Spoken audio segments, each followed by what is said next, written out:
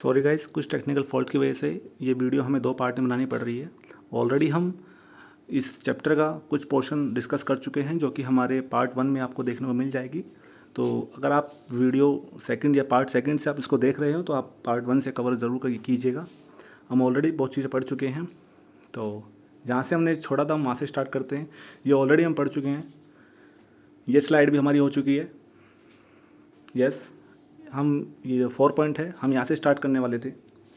तो जैसा कि आपको पता है कि इंडियन नेशनल कांग्रेस के अलावा एक मुस्लिम लीग भी, जो कि एक पार्टी थी भारत के अंदर, जिसका मेन फंक्शन का या जिसका जो मेन पर्पस था ये भारत से अलग एक पाकिस्तान नेशन का क्रिएशन करना, यानी पाकिस्तान को बनाने का इसका एक बहुत बड़ा अहम योगदान रहा है मुस्लिम लीग का।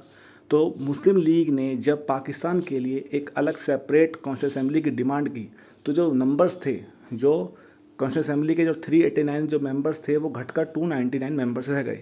16 जुलाई 1946 को जब पाकिस्तान के लिए एक अलग कॉन्स्टिट्यूंट असेंबली की डिमांड की मुस्लिम लीग ने, तो जो टोटल मेंबर्स थे वो घटकर 389 से 299 मेंबर्स रह गए थे। अभी 299 मेंबर्स जो थे ये इंडिया के कॉन्स्टिट्यूशन को फ्रेम करने का काम करेंगे। तो इन 299 मेंबर्स में से अब क्या किस तरह से डिवीज़न हुआ, 229 मेंबर्स प्रोविनेंस से इलेक्ट होकर आए और 70 मेंबर्स हमारे प्रिंसली स्टेट से नॉमिनेट होकर आए।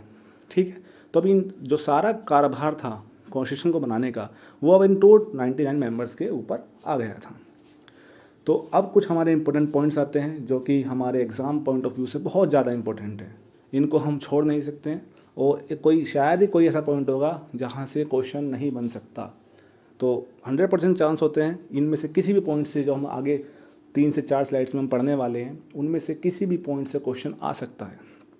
जिसमें हम हमारी बात करते हैं कि हमारी जो कॉन्स्टिट्यूंट असेंबली तो उसकी फ़र्स्ट मीटिंग कब होती है। उसकी फ़र्स्ट मीटिंग की डेट 9 दिसंबर 1946। ये डेट बहुत इंपॉर्टेंट है, पूछ लिया जाता है कई बार कि कॉन्स्टिट्यूंट असेंबली की फ़र्स्ट मीटिंग कब हुई, तो 9 दिसंबर 1946 को। अच्छा, इसके अंदर क्या हुआ, डॉक्टर सच्चिदानंद सिन्हा जो कि सबसे ओल्डेस्ट मेंबर थे कॉन्स्टिट्यूंट असेंबली के, उनको कॉन्स्टिट्यूंट असेंबली का इंटरिम या टेम्पररी प्रेसिडेंट इलेक्ट किया गया था। सेकंड मीटिंग कब होती है, 2 दिन बाद, यानी 9 से अगर हम जाएंगे 11 पे तो 2 दिन बाद सेकंड मीटिंग होती है 11 दिसंबर 1946 को। इस मीटिंग में क्या होता है, इस सेशन में क्या होता है, डॉक्टर राजेंद्र प्रसाद को कॉन्स्टिट्यूंट असेंबली का प्रेसिडेंट इलेक्ट कर लिया जाता है। अब हमारी कॉन्स्टिट्यूंट असेंबली के अंदर एक प्रेसिडेंट है, तो इस कई बार होता है कि यार प्रेसिडेंट, आप देखते हैं जैसे कि लोकसभा या राज्यसभा के अंदर स्पीकर या चेयरमैन नहीं होता है, तो उसके लिए डिप्टी स्पीकर या वाइस चेयरमैन जैसी पोस्ट रहती हैं। तो ठीक इसी तरीके से यहाँ पर भी प्रेसिडेंट के अलावा वाइस प्रेसिडेंट की पोस्ट थी, जिनको एच.सी. मुखर्जी और वी.टी. कृष्णामाचारी, ये 2 व्यक्ति थे, एच.सी. मुखर्जी और वी.टी. कृष्णामाचारी, ये दोनों व्यक्ति जो थे ये कॉन्स्टिट्यूंट असेंबली के वाइस प्रेसिडेंट थे। ठीक है, one of the most important जो क्वेश्चन बनता है एक और ये होता है कि कॉन्स्टिट्यूंट असेंबली के अंदर कितनी फीमेल मेंबर्स थी, यानी कि जो महिलाएं हैं उनका रिप्रेजेंटेशन कितना था, कितने नंबर्स में थी। तो जब हमारी कॉन्स्टिट्यूंट असेंबली थी उनमें से 15 मेंबर्स जो थे ये हमारी फीमेल थी। इनके नाम बहुत इंपॉर्टेंट है, कुछ नाम जो हैं वो मेन नाम जो इंपॉर्टेंट है हमने लिख रखे हैं, जैसे कि सुचेता कृपलानी, मलाती चौधरी, विजय लक्ष्मी पंडित, सरोजिनी नायडू, रेणुका रॉय, राजकुमारी अमृत कौर, एनी मैस्क्रेन, कमला चौधरी एंड लीला रॉय। मेरे को याद है कि ये CDS में एक बार क्वेश्चन पूछा गया था। क्वेश्चन इस तरह आया था कि which one of the following is not a female member of the constituent assembly of India.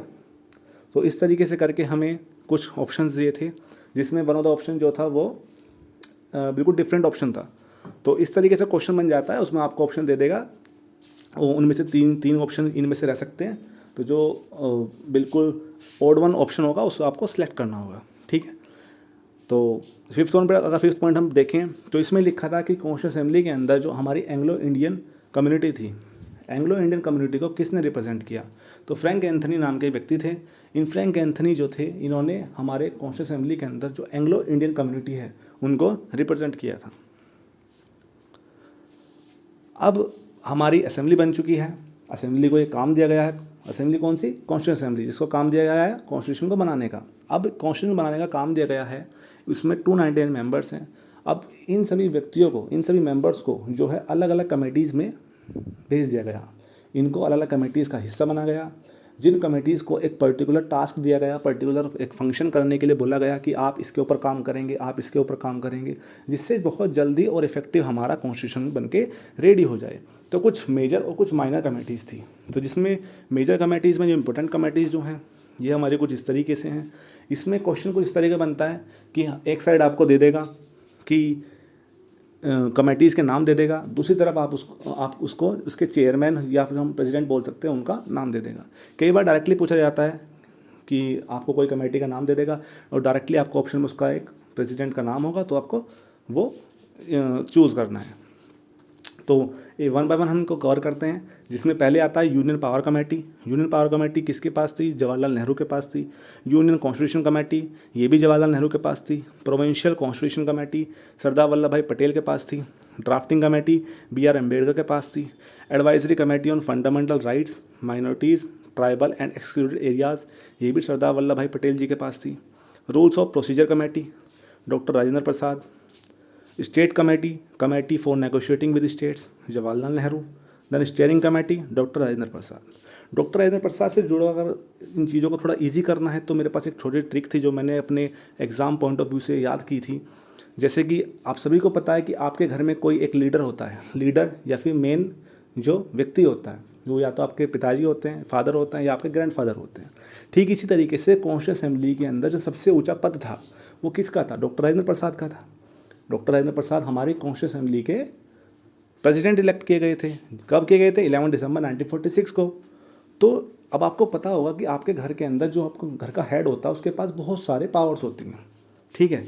जैसे कि बहुत बार देखा होगा, आप छोटे हो तो आपके घर में गाड़ी जो है वो आपके बड़े चलाते हैं, ठीक है। तो इस तरीके से अगर देखें हम स्टीयरिंग कमेटी, सोचो, इसको इमेजिन करो कि स्टीयरिंग है, आप गाड़ी का स्टीयरिंग चला रहे हैं, तो स्टीयरिंग किसके हाथ में होगा? जो बड़ा होगा, जो एक्सपीरियंस होगा, ठीक है। तो इन सभी में जो राजेंद्र प्रसाद जो थे उनका पद काफ़ी बड़ा था, वे प्रेसिडेंट थे। तो जो बड़ा होगा, स्टीयरिंग किसके हाथ में होगा? गाड़ी का। यानी कि स्टीयरिंग कमेटी किसके पास है? डॉक्टर राजेंद्र प्रसाद के पास है। जैसे कि अब 6 वाली जो 6 नंबर की कमेटी है, इसे लिखा है रूल्स ऑफ प्रोसीजर कमेटी।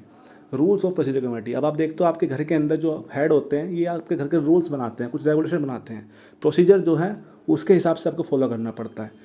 तो राजेंद्र प्रसाद क्या है? वे कमेटी के सबसे बड़े व्यक्ति हैं, यानी कि वे प्रेसिडेंट हैं वहाँ पर, ठीक है। तो रूल्स ऑफ प्रोसीजर कमेटी जो है वो डॉक्टर राजेंद्र प्रसाद जी के पास हो गई।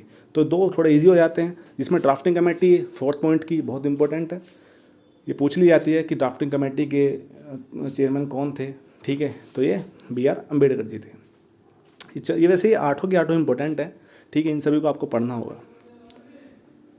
ये कुछ हमारी माइनर कमेटीज़ हैं, जिसमें committee on the function of constituent assembly, यानी कि जब कॉन्स्टिट्यूंट असेंबली काम कर रही होती है कॉन्स्टिट्यूशन बनाने का, तो उस दौरान कौन इसको हेड कर रहे होते हैं? G.V. मावलंकर साहब। Order of business committee K.M. Munshi. Order of business committee जो आप इस तरह याद कर सकते हैं, देखो बिजनेस होता है, कई बार आप देखते हो कि बिजनेस, जो लोग बिजनेस करते हैं उनके पास क्या होता है? एक मुंशी बैठा होता है। नो ऑफेंस, कोई किसी को बुरा ना लगना चाहिए, लेकिन एक याद करने के लिए ट्रिक के हिसाब से अगर देखें तो order of business committee, business कर रहे हैं कोई, अगर आप बिजनेस करते हो तो आपके पास एक मुंशी होता है। तो जो आप, ये आपको आसान हो जाएगा कि ऑर्डर ऑफ बिजनेस कमेटी, जहाँ पर आप मुंशी देखोगे K.M. Munshi, doctor K.M. Munshi ji, वहाँ पर आप इसको टिक कर दोगे। हाउस कमेटी, हाउस कमेटी में क्या है? P. Pattabhi Sitaramayya. House committee के चेयरमैन कौन थे? P. पटाभी सीतारमैया। जैसे कि आप देखते हैं हाउस, घर, घर को कौन चलाती है? घर को एक फीमेल चलाती है। फीमेल, जैसा अगर इसमें नाम ढूंढे क्या? सीतारमैया, सीता माता जी जैसे नाम है, तो आप इसको इससे रिलेट कर सकते हैं, याद करने के लिए आप इसको कर सकते हैं। वैसे कोई ज़रूरी नहीं है, अगर आपके पास कोई और ट्रिक है आप उसको भी याद कर सकते हैं, डायरेक्टली आप इनको नेम वाइज भी याद कर सकते हैं। Ad hoc committee on national flag, doctor Rajendra Prasad. Again वही बात है कि हमारे इंडिया के अंदर जो सबसे बड़ा जो चाहे किसी कॉलेज के अंदर हो, देखते हैं आपकी वहाँ पर जो प्रिंसिपल होता है, ठीक है, वही वहाँ का जो फ्लैग होता है, नेशनल फ्लैग, 15 अगस्त को वे फहराते हैं, ठीक है। तो इस तरीके से आप लगा सकते हैं कि डॉक्टर राजेंद्र प्रसाद जो थे वो असेंबली के प्रेसिडेंट थे। तो नेशनल फ्लैग के ऊपर जो एडहॉक कमेटी का मतलब भी टेम्परेरी होता है, ठीक है, पॉलिटी के अंदर। तो ये किसके पास थी? ये भी डॉक्टर राजेंद्र प्रसाद जी के पास थी। Special committee to examine the draft of the constitution, ये अलादी कृष्णस्वामी अय्यर के पास थी। क्रेडेंशियल कमेटी अलादी कृष्णस्वामी अय्यर जी के पास। Finance and staff committee doctor Rajendra Prasad. Again वही बात है कि पैसा, फाइनेंस जो है वो किसके हाथ में रहेगा? जो आपके घर के बड़े होंगे, जो आपके घर के हेड होंगे। तो इसी तरीके से डॉक्टर जो हमारी कॉन्स्टिट्यूंट असेंबली थी उसके अंदर फाइनेंस और स्टाफ कमेटी किसके पास थी? वो डॉक्टर राजेंद्र प्रसाद जी के पास थी। Committee on chief commissioner Providence P. Pattabhi Sitaramayya. Ad hoc committee on supreme court S. वरदाचार्य। एक हिंदी ट्रांसलेशन कमेटी भी थी, उर्दू ट्रांसलेशन कमेटी भी थी, प्रेस गैलरी कमेटी और committee to examine the effect of Indian Independence Act of 1947। तो कुछ ये बात की माइनर कमेटीज़ है। इंपॉर्टेंट जो है हमारी टॉप मोस्ट 9 जो है ये बहुत इंपॉर्टेंट है, इनको आपको याद करना बहुत ज़रूरी है एग्जाम पॉइंट ऑफ व्यू से। Then one of the important जो कमेटी थी जिससे क्वेश्चन 100% बनेगा ही बनेगा, अगर कमेटी से क्वेश्चन आना है तो इस कमेटी को आप नहीं छोड़ सकते, जिसका नाम है ड्राफ्टिंग कमेटी। ड्राफ्टिंग कमेटी, इससे जुड़ा हुआ पहले तो क्वेश्चन आता है कि ड्राफ्टिंग कमेटी का काम क्या है। ड्राफ्टिंग कमेटी का जो हम कॉन्स्टिट्यूशन बना रहे हैं उसको फ्रेम करने का, जैसे कि आपको पता है कि बहुत सारी कमेटीज़ बनाई गई, उन कमेटीज़ को उनके पर्टिकुलर फंक्शन दिए गए, अब वे अपना काम करेंगी। वे काम करने के बाद जितनी भी रिपोर्ट सबमिट की जाएंगी उन सभी को फ्रेम करने का काम जो था, उन सभी को एक अच्छे सीरीज से अच्छे सीक्वेंस में बनाकर ढालना और कॉन्स्टिट्यूशन को एक अच्छे तरीके से बनाना, ये सारा काम जो था ड्राफ्टिंग कमेटी का था। ठीक है, ये तो इसका फंक्शन हुआ ड्राफ्टिंग कमेटी का। सेकंड पॉइंट आता है कि ड्राफ्टिंग कमेटी बनाई कब गई। तो ड्राफ्टिंग कमेटी जो थी 29 अगस्त 1947, ठीक है, यानी जब हमारा 15 अगस्त 1947 को हमारा इंडिया आज़ाद हुआ, उसके 14 दिन बाद 29 अगस्त 1947 को ड्राफ्टिंग कमेटी को सेटअप किया गया। तो ये सेकंड पॉइंट है। थर्ड पॉइंट क्या आता है, इसके अंदर पूछा जाता है कि टोटल मेंबर्स कितने हैं। इसके अंदर टोटल मेंबर्स 7 होते हैं, इंक्लूडिंग BR अम्बेडकर।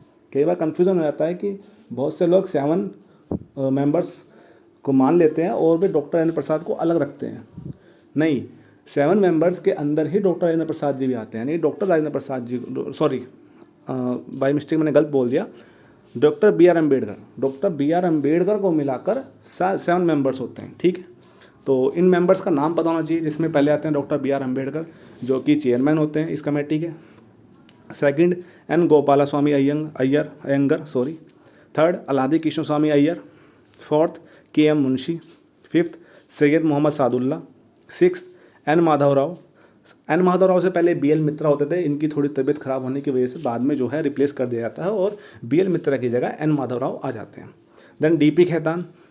अच्छा, DP खेतान जी के डेथ के बाद जो है T कृष्णमाचारी जी जो है इनके पोजीशन को ले लेते हैं। तो ये 7 मेंबर्स जो है आपको याद करने होंगे, जो कि मैं दोबारा एक बार रिपीट कर देता हूँ। Doctor BR Ambedkar as a chairman, N Gopalaswami Ayyangar, Alladi Krishna Swami Ayyar, KM Munshi, Syed Mohammad Saadulla, N Madhavrao and DP Khaitan. ये 7 जो है फॉरमोस्ट इम्पोर्टेंट जो है कमेटी के अंदर, इस टॉपिक को या इस कमेटी को हम नहीं छोड़ सकते। इतनी इंपॉर्टेंट कमेटी, यहाँ से क्वेश्चन आता ही आता है। तो अगेन ये लिखा है कि ड्राफ्टिंग कमेटी ने जो है हमारे कॉन्स्टिट्यूशन का जो पहला ड्राफ्ट था वो अक्टूबर 1947 में तैयार कर लिया, यानी कि अक्टूबर 47 में पहला ड्राफ्ट था हमारे कॉन्स्टिट्यूशन का वो रेडी हो गया, जिसको लोगों के सामने 21 फरवरी 1948 में लोगों के सामने लाया गया कि उन लोगों के ओपिनियंस, उनके रिएक्शन जानने के लिए पहली बार पब्लिक में उसको लेकर आया गया, जिसको बाद में जब मीटिंग होती या सेशन होते थे कॉन्स्टिट्यूशन असेंबली के, उसमें वाइडली डिस्कस करना होता था। ठीक है, फाइनली इतनी मेहनत के बाद हमारा कॉन्स्टिट्यूशन जो है रेडी हो जाता है और पास होता है 26 नवंबर 1949 को। जो लास्ट सेशन होता है हमारी कॉन्स्टिट्यूशन असेंबली का वो 24 जनवरी 1950। ये भी क्वेश्चन कई बार आ जाता है, स्टेट एग्ज़ाम्स में भी कई बार हमने देखा है, जो 1 डे एग्ज़ाम होते हैं वहाँ पर आता है डायरेक्ट कि जो लास्ट सेशन था कॉन्स्टिट्यूशन असेंबली का वो कब हुआ था। तो 24 जनवरी 1950 को लास्ट सेशन जो था असेंबली का वो हुआ था। और इस सेशन के अंदर हुआ क्या, मेन चीज़ एक इंपॉर्टेंट ये थी कि डॉक्टर राजेंद्र प्रसाद को जो है भारत का प्रेसिडेंट इलेक्ट कर लिया गया। ठीक है, उनको भारत का प्रेसिडेंट इलेक्ट कर लिया गया। तो टोटल जो है जो हमारी ये जो हमारा कॉन्स्टिट्यूशन जब बनकर रेडी हो चुका, ठीक है, 26 नवंबर 1949 को, तो टोटल 284 मेंबर्स ने जो है उसकी ऑफिशियल कॉपी को साइन किया। जो हमारे कॉन्स्टिट्यूशन था उसकी ऑफिशियल कॉपी को कितने मेंबर्स ने साइन किया, कई बार पूछा जाता है, 284 मेंबर्स ने उसको साइन किया। अच्छा, मेन चीज़ यहाँ पे आती है कि बहुत बार क्वेश्चन ये आता है कि यार कॉन्स्टिट्यूशन को जो है 26 जनवरी 1950 को ही क्यों लागू किया गया। भाई 26 नवंबर 1949 को हमारा कॉन्स्टिट्यूशन लागू हो चुका, पास हो चुका पूरी तरीके से, पास हो चुका, बन के रेडी हो चुका, लेकिन उसको लागू किया गया, उसको एनफोर्स किया गया 26 जनवरी 1950 को। तो ऐसा इसलिए किया गया क्योंकि 26 जनवरी में 1929 में एक सेशन होता था लाहौर में कांग्रेस का सेशन हुआ था जिसमें पहली बार पूर्ण स्वराज की डिमांड रखी गई थी। पूर्ण स्वराज की डिमांड जो है लाहौर के सेशन में रखी गई थी। इस डेट को। तो इस दिन को सेलिब्रेट करने के लिए, इस दिन को हिस्टोरिकल बनाने के लिए ये जो कॉन्स्टिट्यूशन था इसको 26 नवंबर से डिले कर 26 जनवरी 1950 को लागू किया गया। ठीक है, कॉन्स्टिट्यूशन बनने में हमारा कितना समय लगा? 2 साल 11 महीने 18 दिन हमारे कॉन्स्टिट्यूशन को बनने में लगे। लगभग कितना खर्चा, कितनी कॉस्ट आई? तो लगभग 64.9 समथिंग लाख इसमें खर्चा आया, जिसको हम 65 अप्रोक्स फिगर ले लेते हैं। ओरिजिनली जब हमारा कॉन्स्टिट्यूशन बना था तो इसके अंदर 395 आर्टिकल्स थे। आज इतने सारे इसके अंदर अमेंडमेंट होने के बाद लगभग 448 के आसपास आर्टिकल्स इसमें हमारे हो चुके हैं। और जब हमारा ओरिजिनली कॉन्स्टिट्यूशन बना था तो उस दौरान इसमें 8 शेड्यूल्स थे। आज एट प्रेजेंट हमारे इंडिया के कॉन्स्टिट्यूशन के अंदर 12 शेड्यूल्स हैं। जो हमारा नेशनल फ्लैग था उसको 22 जुलाई 1947 को अडॉप्ट किया गया। और नेशनल फ्लैग को जो है ये पिंगली वेंकैया जी ने डिज़ाइन किया था, जो कि आंध्र प्रदेश के थे। जो फर्स्ट अमेंडमेंट था कॉन्स्टिट्यूशन का वो 1951 के अंदर हुआ। जो फर्स्ट मीटिंग थी कॉन्स्टिट्यूशन असेंबली की, जो कि 9 दिसंबर 1946 को हुई थी, उसको मुस्लिम लीग ने बॉयकॉट किया था। जो नेशनल एंथम था उसको 24 जनवरी 1950 को अडॉप्ट किया गया। नेशनल कैलेंडर जो कि साका एरा पर बेस्ड है उसको 22 मार्च 1957 को अडॉप्ट किया गया। जो सबसे ज़्यादा इन्फ्लुएंस पार्ट है हमारे कॉन्स्टिट्यूशन का वो हमें गवर्नमेंट ऑफ इंडिया एक्ट 1935 से मिला, जहाँ से हमको बहुत सारे फीचर्स जैसे कि federal scheme, office of governor, federal judiciary, emergency power, इस तरह के फीचर्स जो हैं ये सभी हमको जो है गवर्नमेंट ऑफ इंडिया एक्ट 1935 से हमने लिए हैं। अच्छा, दो मोस्ट फेमस जो पर्सनालिटी हैं हमारे इंडियन हिस्ट्री की, जो कि मोहम्मद अली जिन्ना और महात्मा गांधी। याद रखने वाली बात है कि दोनों में से कोई भी कॉन्स्टिट्यूंट असेंबली का हिस्सा नहीं थे। इट मीन्स कि गांधी जी और Mohammad Ali Jinnah were not the members of constituent assembly, यानी कि ना तो गांधी जी और ना ही मोहम्मद अली जिन्ना कॉन्स्टिट्यूंट असेंबली के मेंबर्स, इनमें से कोई भी नहीं था। अच्छा, एक क्वेश्चन आता है कि कॉन्स्टिट्यूंट असेंबली का सिंबल क्या था? तो एलिफेंट था। कैलीग्राफर ये होते हैं जो लिखते हैं, ट्रांसलेशन जो करते हैं। तो जो इंग्लिश में ट्रांसलेशन किया वो प्रेम बिहारी रहजादे ने किया, और जो हिंदी में किया वो वसंत कृष्ण वैद्य ने किया। एक बार क्वेश्चन पूछा जाता है कि जो कॉन्स्टिट्यूंट असेंबली थे उसके सेक्रेटरी कौन थे? तो उसके सेक्रेटरी थे HVR अयंगर। चीफ ड्राफ्ट्समैन जो थे कॉन्स्टिट्यूंट असेंबली के वे कौन थे? SN मुखर्जी। ठीक है, और BR अम्बेडकर को जो है मॉडर्न मनु के नाम से जाना जाता है। सरदार पटेल जी को बिस्मार्क ऑफ इंडिया के नाम से जाना जाता है। ये कुछ हमारे एक्स्ट्रा पॉइंट्स हैं। ठीक है, इसलिए हमने यहाँ लिख दिए हैं जिससे आपको आसानी हो जाए। कुछ एडिशनल इन्फॉर्मेशन है थोड़ी लास्ट के 3 से 4 पॉइंट के अंदर, जैसे कि खान अब्दुल गफ्फार खान, जिनको फ्रंटर गांधी बोला जाता है, शेर खान भी बोला जाता है, बच्चा खान बोलते हैं, ये पहले फॉरनर थे जिनको भारत रत्न अवार्ड मिला था। और एक जो लास्ट में सबसे लास्ट का पॉइंट लिखा है कि टोटल नंबर ऑफ सेशन कितने हुए थे, जो हमारी कॉन्स्टिट्यूंट असेंबली थी उसके कितने टोटल सेशन हुए थे। तो याद रखने वाली बात है कि उसके टोटल सेशन 11 हुए थे, जिसमें सबसे लास्ट का सेशन जो हुआ था वो 24 जनवरी 1950 को हुआ था। तो ये सब हमारा making of the Indian constitution के पॉइंट्स थे, ये उसके बारे में था। आई होप कि इससे बाहर कुछ नहीं आएगा एग्ज़ाम के अंदर। ठीक है, और ये हमारा कुछ इंडियन कॉन्स्टिट्यूशन दिखने में कुछ इस तरीका है। और ओरिजिनली इसके अंदर इटैलिक स्टाइल्स का यूज़ किया गया है, जिसमें आप देख सकते हैं लोटस और फ्लावर्स इसके अंदर यूज़ किए गए हैं।